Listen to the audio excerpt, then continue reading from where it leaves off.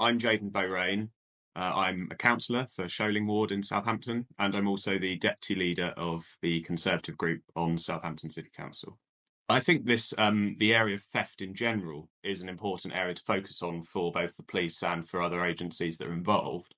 There's a common misconception at the moment, of course, that the police or the CPS won't prosecute thefts under £200, which is of course wrong. It just changes the category of the offence. And so I think that's one of the areas that the council can work on is almost a sort of communications campaign in saying that actually this is not a get out of jail free card if the value of what you've stolen is under £200, that actually you are committing an offence.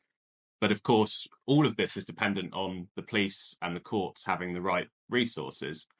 And there's just one statistic which I find particularly shocking, which is that in 2023-24, the MOJ budget was 11.9 billion, whereas the DWP budget was 276 billion.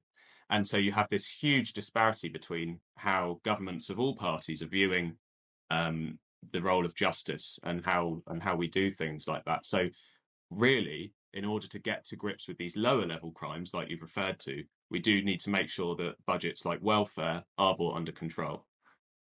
So I suppose it would be a matter of reducing welfare but increasing the sort of police budgets then. Well, I just used that as an example to illustrate the disparity between things which are actually quite closely intertwined, the role of justice and of crime prevention and of welfare, but there is such a huge disparity in them. And it's not that the budget needs to be small in justice. We have an ageing prison estate. Everyone knows and accepts that. We have very, very few places in the prisons. And we also have different types of crime being committed, some which may be more expensive than in the past to investigate and prosecute.